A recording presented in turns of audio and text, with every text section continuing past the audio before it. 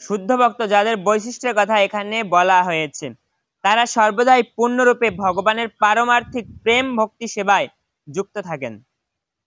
পারমার্থিক মানে আধ্যাত্মিক জগতে যেরকম ভগবানের সেবা পূজা ইত্যাদি, প্রেম ও ভক্তি সেবায় যুক্ত থাকেন। প্রেম ও ভক্তি মানে সর্বদা ভগবানের প্রতি ভক্তি করেন, সেই সেবায় ভক্তিমূলক সেবায় যুক্ত থাকেন, এক কথায় ভগবানের সেবায় যুক্ত থাকেন। তাদের মন কখনোই শ্রীকৃষ্ণের চরণাবৃন্দ থেকে বিক্ষিপ্ত হয় না। মানে তাদের মন কখনো ভগবানের চরণ থেকে কখনো সরে যায় না, বা ভগবানের চরণের কাছেই তারা থাকেন, কখনো ভগবানের চরণের দূরে যায় না। চরণের দূরে জানো মানে হচ্ছে ভগবানের সেবা করেন, ভগবানের চরণের কথা চিন্তা করেন, আর ভগবানের সেই চরণ থেকে কখনো তারা দূরে যায় না। বুঝতে পারছো? তারা সর্বদাই পারমার্থিক বিষয়বস্তু নিয়ে আলোচনা করেন। তারা কি নিয়ে আলোচনা করেন? পারমার্থিক বিষয়বস্তু, যেমন ভগবানের কথা, গীতার কথা, ভাগবতের কথা, এইসব হচ্ছে পারমার্থিক বিষয়বস্তু।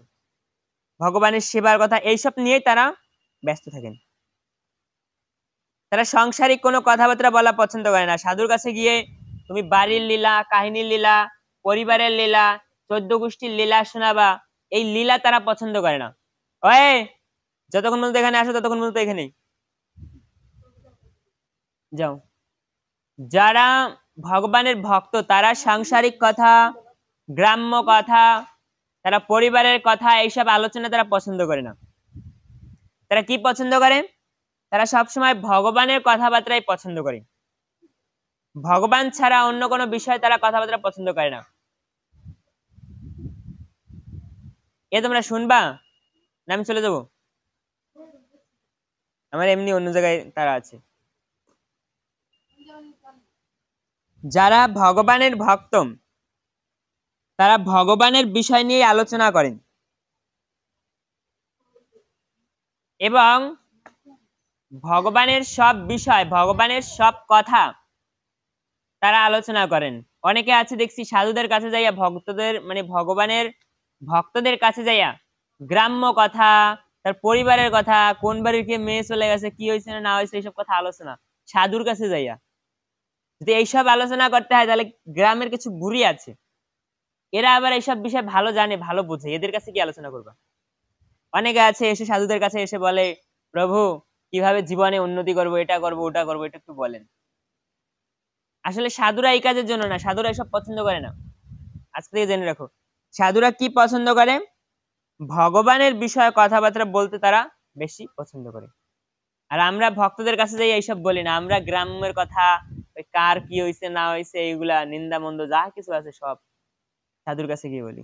ঠিক আছে? তো ভক্তরা কি পছন্দ করে? তারা সর্বদা পারমার্থিক বিষয়বস্তু নিয়ে আলোচনা করে, ভগবানের বিষয় নিয়ে আলোচনা করে। ভগবানের ভক্তদের লক্ষণ এই শ্লোকে বিশেষভাবে বর্ণিত হয়েছে।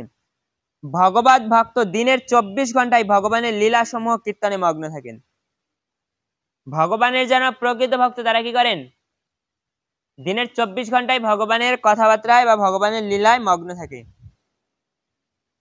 আমাদের মতো না যে 2 ঘন্টা ভগবানের কথা বললাম, 3 ঘন্টা ভগবানের কথা বললাম, আর কষ্ট হয়ে গেল, রেস্ট নিলাম, আর কোনো সময় ভগবানের মনে করলাম না। ভগবানের ভক্তরা এরকম না, তারা সবসময় ভগবানের কথা চিন্তা করে। তাদের মন ও প্রাণ সর্বদা শ্রীকৃষ্ণের চরণার বৃন্দে নিমগ্ন থাকেন এবং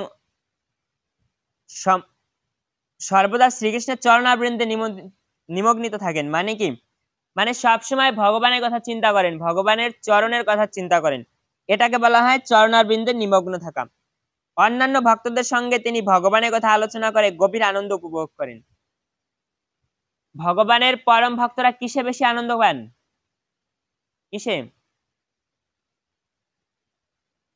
ভগবানের কথা একে অপরের মধ্যে আলোচনা করে ভগবানের ভক্তরা বেশি আনন্দ পান। বুঝা গেল?